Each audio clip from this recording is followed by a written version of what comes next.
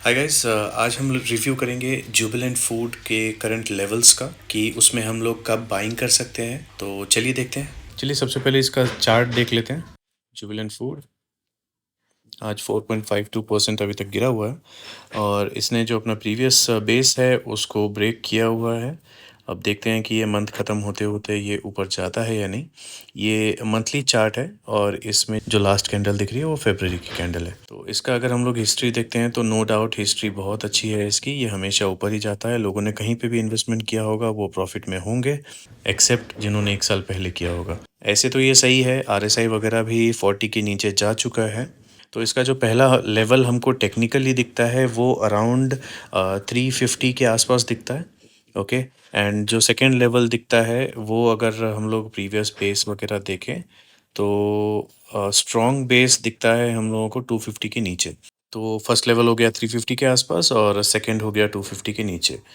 तो चलिए अब इसका देखते हैं हम लोग फंडामेंटल। हम सभी को पता है कि जुबिलेंट फूड क्या करता है तो हम लोग उस डिटेल में नहीं जाएंगे। बट जिन लोगों को नहीं पता है, ये सिर्फ डोमिनोज ही नहीं बेचता है। इनके अभी और भी बहुत सारे प्रोजेक्ट्स हैं, जैसे पोपाई भी इनका ब्रांड है। और जो दिल्ली साइड में रहते होंगे, दिल्ली नोएडा साइड में, उन लोगों को पता होगा हॉन्ग्स किचन वगैरह। और बहुत सारे जो नए ब्रांड्स खुले हैं, जैसे ये एकदम बिरयानी दिख रहा है, डंकिन डोनट्स के दिख रहे हैं, हॉन्ग्स किचन जैसा कि मैंने आपको कहा। और भी बहुत सारे हैं। तो ये सब भी जुबिलेंट फूड के अंदर में ही आते हैं। चलिए देखते हैं। मार्केट कैप 28,000 से ऊपर का है। डिविडेंड यील्ड 0.27% का है। ROC ROE दोनों अच्छे हैं। फेस वैल्यू 2 है। डेट इनके ऊपर थोड़ा ज़्यादा है। जनरली मैं प्रेफर करता हूँ डेट टू इक्विटी रेशियो जो 1 से नीचे रहे। ठीक है, तो अभी इस पे डेट थोड़ा ज़्यादा है। तो इस बेसिस पे आप अगर कॉल लेते हैं तो आप अपनी कॉल ले सकते हैं। नेक्स्ट, प्रोमोटर्स होल्डिंग जो है 40% से ऊपर है, 50 से नीचे है। और प्लेज इन लोगों ने 1.6% किया हुआ है, जो कि कोई ख़राब बात नहीं है। बहुत ज़्यादा नहीं प्लेज किया है इन्होंने। और फ्री कैश फ्लो भी है जुबिलेंट के पास। तो सबको पता है। जिनको नहीं पता, जुबिलेंट एक बहुत बड़ी कंपनी है। तो फंडामेंटल्स तो बहुत अच्छे हैं एक्सेप्ट वो डेट का इश्यू। बाकी अभी मार्केट डाउन है, शायद वो रीज़न हो। बाकी चलिए अब इसका देखते हैं लॉन्ग टर्म का हम लोग चार्ट। जैसा कि हमने ज़ीरोधा में देख लिया कि लॉन्ग टर्म का चार्ट बहुत अच्छा है। और इसके बाइंग लेवल्स देख लेते हैं। तो ये मीडियन के नीचे है, तो बाइंग लेवल पे तो है। लेकिन अगर आप चाह रहे हैं कि और नीचे चाहिए तो बेस देखिए किसी को पता नहीं चलता है। बट हम लोग सिर्फ क्या कर सकते हैं, एजम्पशन कर सकते हैं, हम लोग सिर्फ गेस कर सकते हैं। तो गेस मैंने आपको बता दिया ऑलरेडी। ठीक है, लेकिन राइट नाउ ये अभी मीडियन से नीचे है, इसका मतलब ये अंडर वैल्यूड है। आगे देखते हैं। प्रोज एंड कॉन्स हम लोग खुद से डिसाइड करेंगे। जुबिलेंट फूड जैसा कि आप देख रहे हैं कंपटीशन में सबसे नंबर 1 पे है, सेकंड पे देवयानी है। इसके क्वार्टरली रिजल्ट और प्रॉफिट्स वगैरह हम लोग थोड़ी देर में देखते हैं।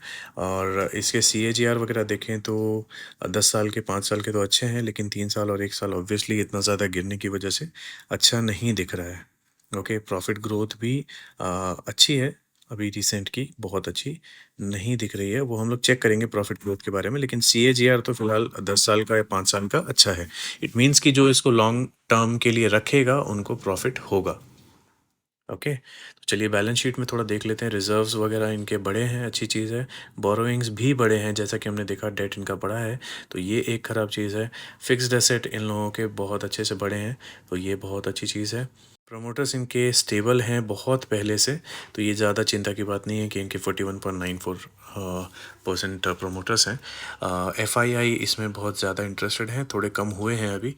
अगर हम लोग रीसेंट देखें तो ये लगातार, ओके, पहले ये बढ़े थे, फिर जून 2021 तक बढ़ के 20 सितंबर 2021 तक बढ़े, फिर धीरे धीरे थोड़े कम हो रहे हैं।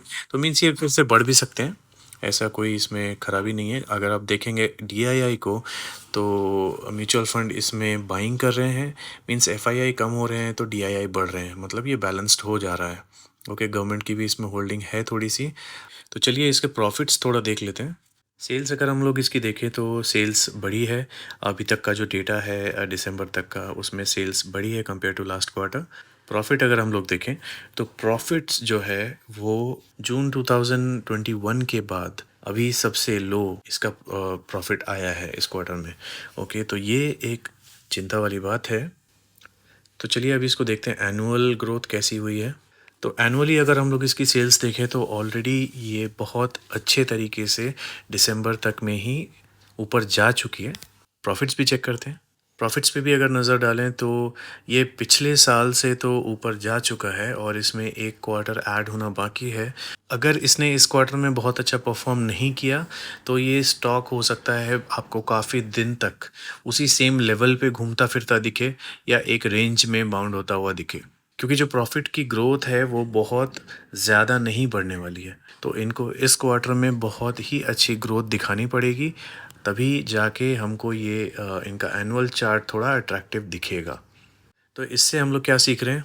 इससे हम लोग ये सीख रहे हैं कि जो हमारा लेवल्स है, हम लोग वो लेवल्स थोड़े नीचे ही डिसाइड करके रखेंगे। देखिए, अगर आपको स्टॉक इन केस किसी रीज़न से नहीं मिल पाता नीचे के लेवल्स पे, तो अफ़सोस करने की बात नहीं है, मार्केट में बहुत सारे स्टॉक्स हैं।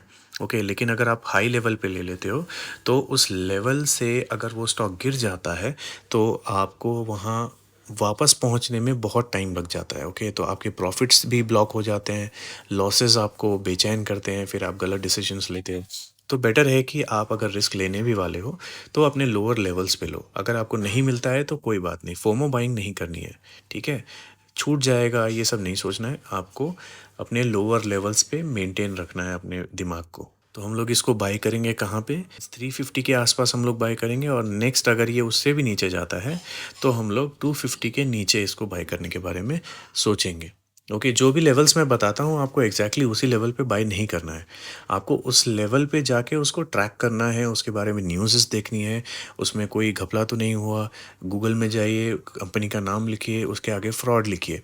ओके, तो अगर उसमें कोई रीसेंट फ्रॉड्स हुए हैं तो वो आपको पता चल जाएंगे। अगर ऐसा कुछ होता है तो उस टाइम में इन्वेस्टमेंट से बिल्कुल ही दूर रहिए। और अगर ऐसा कुछ नहीं होता है तो आप अपने इन्वेस्टमेंट अमाउंट जो भी आपने डिसाइड किया है उसका 25%, 50%, 40% जो भी है वो आप फर्स्ट लेवल पे लगा दीजिए। और जो बचा हुआ अमाउंट है, अगर वो स्टॉक और गिरता है तो सेकेंड लेवल पे वो अमाउंट लगा दीजिए। ओके, उम्मीद करता हूँ आपको रिव्यू अच्छा लगा होगा। तो अगर अच्छा लगा है तो चैनल को सब्सक्राइब कर लीजिए, और इस वीडियो को अपने फ्रेंड्स एंड फैमिली जो भी स्टॉक मार्केट में है या सीखना चाहते हैं तो उन लोगों से शेयर कर दीजिए। और अगर कोई स्टॉक आपके दिमाग में है जिसका आपको डिटेल रिव्यू चाहिए तो आप कमेंट्स में उसके नाम लिख दीजिए, और मैं कोशिश करूँगा कि अगले कुछ दिनों में ही मैं उसका एक डिटेल रिव्यू वीडियो बना दूँ। चलिए मिलते हैं नेक्स्ट वीडियो में।